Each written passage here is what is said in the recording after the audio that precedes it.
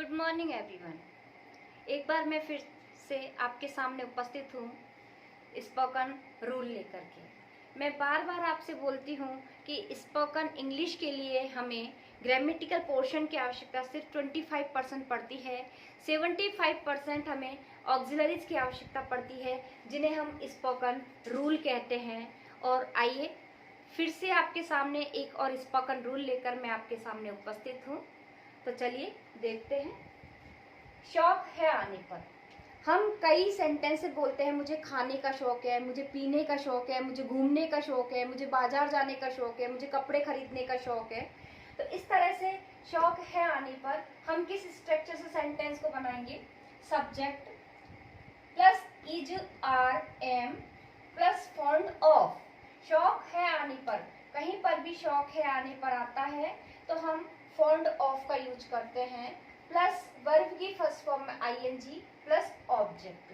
किसी किसी सेंटेंस में वर्ब नहीं होती है, वहां डायरेक्ट हमें ऑब्जेक्ट लगाना होगा।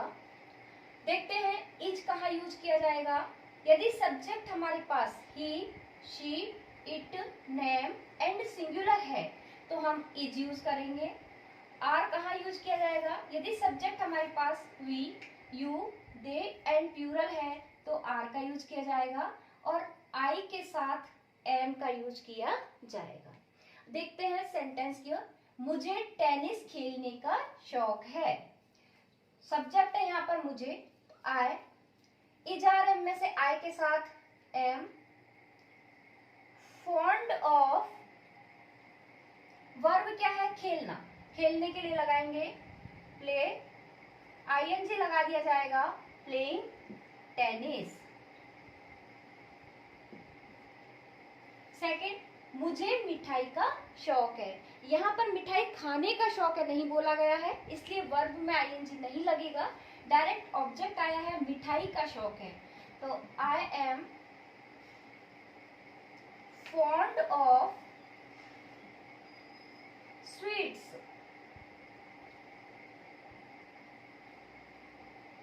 थर्ड सेंटेंस, उसे नयापन का शौक है। सब्जेक्ट है यहाँ पर ही के साथ लगाया जाएगा इज। फॉन्ड ऑफ नयापन, नयापन के लिए आता है नोवेलिटी, NOVELITY। नोवेलिटी मीन्स नयापन। उन्हें आधुनिकता का शौक है। उन्हें के लिए सब्जेक्ट यूज किया जाएगा दे, और दे के साथ लगाया जाएगा are. Fond of modernity.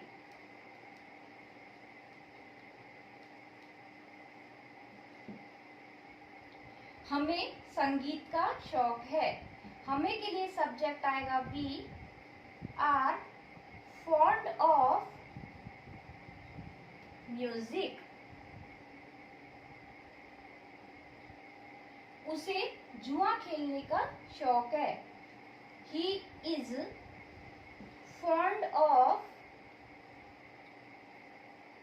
Gambling. Gamble means होता है जुआ खेलना, गैम्बल में आईएनजी लगा दिया, गैम्बलिंग। उसे पार्टी का शौक है। ही इज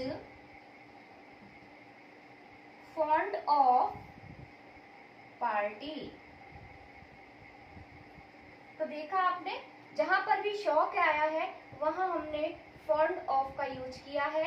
सब्जेक्ट के साथ इज आर है, फॉन्ड ऑफ। वर्ब है तो आईएनजी लगाया गया है, और ऑब्जेक्ट है तो डायरेक्ट ऑब्जेक्ट को सिंपली वे में लिखा गया है। स्पोकन रूल के अलावा फ्लुएंसी इंग्लिश के लिए हमें मोस्ट इम्पॉर्टेंट पार्ट होता है वर्ड मीनिंग। यदि हमें स्पोकन रूल याद है, वोकैब हमें याद नहीं है, वर्ड मीनिंग हमें याद नहीं है, तो हम स्पोकन नहीं कर सकते। इसलिए मोस्ट इम्पॉर्टेंट पार्ट है हमारा वर्ड मीनिंग्स। तो देखिए, वर्ड मीनिंग्स का याद होना बहुत ज़रूरी है, और हम एक दिन में 10 भी करते हैं तो मंथली 300 होते हैं, और 300 वर्ड मीनिंग बहुत होते हैं। हम 3 मंथ का करते हैं तो 900 या 1000 के समथिंग ये हो जाते हैं। तो प्लीज़ आपको ज़्यादा याद नहीं करना है, लेकिन आप एटलीस्ट 10 तो याद डेली कर सकते हैं। तो आइए आज आपको बताते हैं रेकलेस। Reckless, RECKLESS। रेकलेस का मीन होता है अंधाधुंध,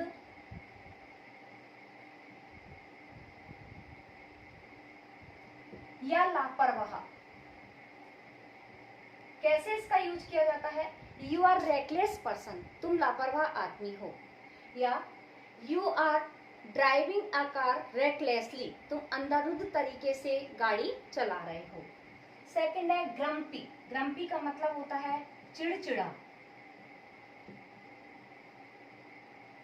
इसका यूज किया जाता है योर ब्रदर इज ग्रम्पी, तुम्हारा भाई चिड़चिड़ा है, या you have been become grumpy, तुम चिड़चिड़े हो गए हो। डार्क हॉर्स और मेडलसम। डार्क हॉर्स भी छुपे रुस्तम को बोला जाता है और मेडलसम भी छुपा रुस्तम को बोला जाता है। इसका यूज कैसे किया जाता है? छुपा रुस्तम। यू आर डार्क हॉर्स या यू आर मेडलसम, तुम छुपे रुस्तम हो, या मेडलसम का मतलब भी छुपा रुस्तम होता है, you are meddlesome. Insolent. Insolent means बदतमीज। Your talking manner is insolent, तुम्हारे बोलने का तरीका बदतमीज है, या यू आर इंसोलेंट, तुम बदतमीज हो। You have been become insolent, तुम बदतमीज हो चुके हो। तो ये सब इंसोलेंट। इंसोलेंट मीन्स बदतमीज। वैशफुल, VASHFUL। वैशफुल का मतलब होता है शर्मिला। शर्मिला, ही इज वेशफुल, वह शर्मिला है। Next chatty. Chatty means बातूनी।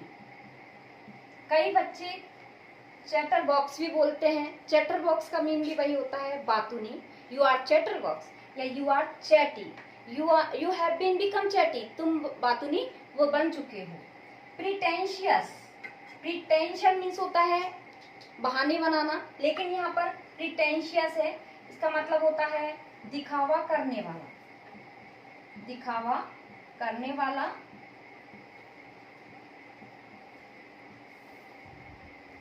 Many people have been become pretentious nowadays। आजकल बहुत से लोग दिखावा करने वाले बन चुके हैं या हो चुके हैं।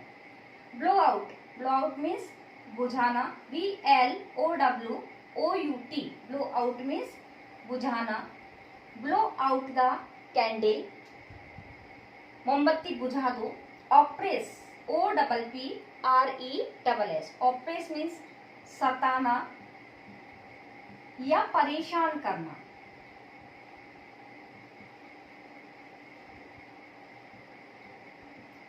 डोंट ऑप्रेस मी, मुझे मत सताओ। डोंट ऑप्रेस मी, मुझे परेशान मत करो। दोनों ही मीन होते हैं। Insight, INCITE। इंसाइट मीन्स भी भड़काना और प्रोवोक मीन्स भी भड़काना।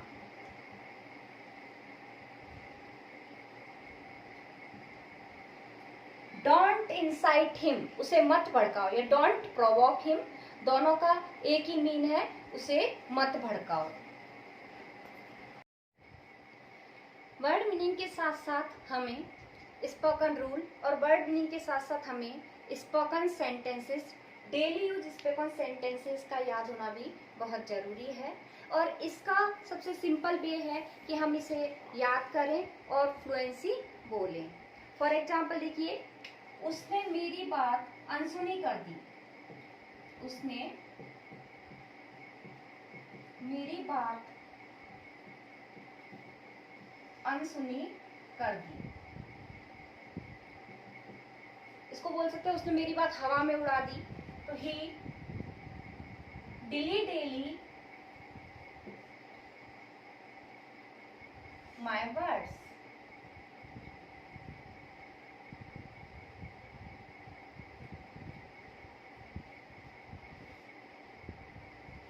सेकेंड, कुछ भी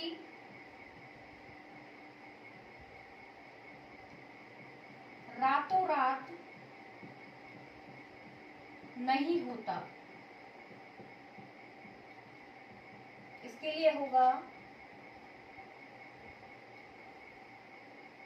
nothing happens overnight. Overnight. Night, रातों रात के लिए यहाँ यूज करेंगे ओवर नाइट। तमीज से बात करो, हम किसी को गुस्से में आकर बोलते हैं तमीज से बात करो। इसके लिए स्पोकन सेंटेंस होगा बिहेव योरसेल्फ।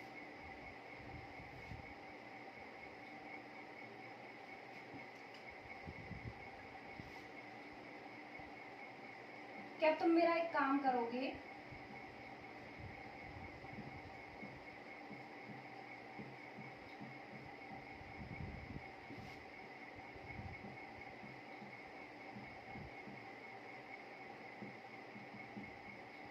Will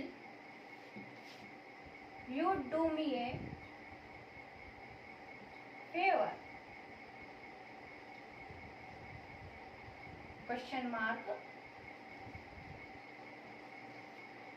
आओ अब खाना खाएं।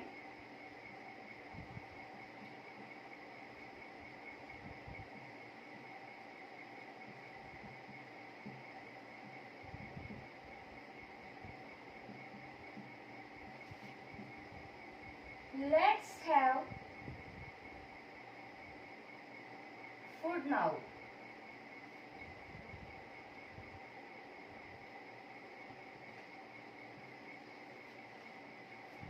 दिल लगाकर काम करो।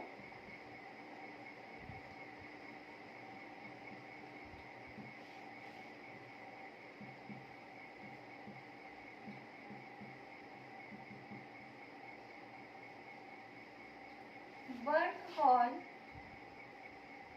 heartedly.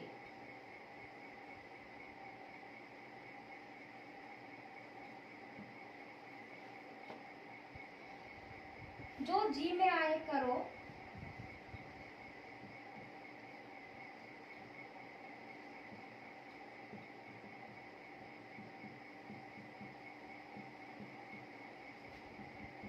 Do as you wish.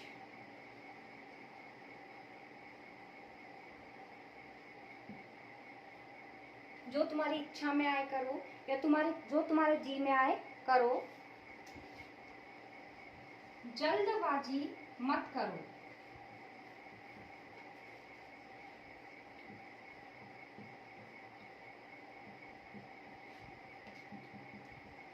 Don't hasty. Letters का भी हेस्टी चल रहा है, ऐसे इसके लिए डोंट हरी। हरी भी हम यूज कर सकते हैं। Don't hurry, don't hasty is the same thing. कुछ भी ठीक नहीं।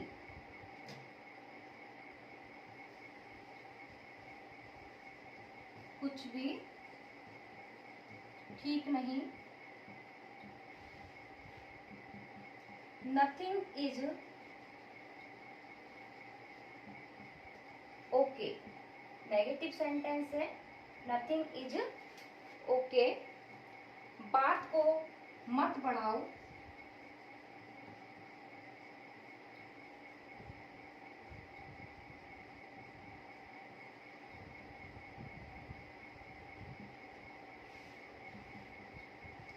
Don't stretch the matter. Stretch means लंबा खींचना या बढ़ाना। Don't stretch the matter. तो देखिए 3 पार्ट्स कंप्लीट करके हम स्पोकन इंग्लिश फ्लुएंटली बोल सकते हैं।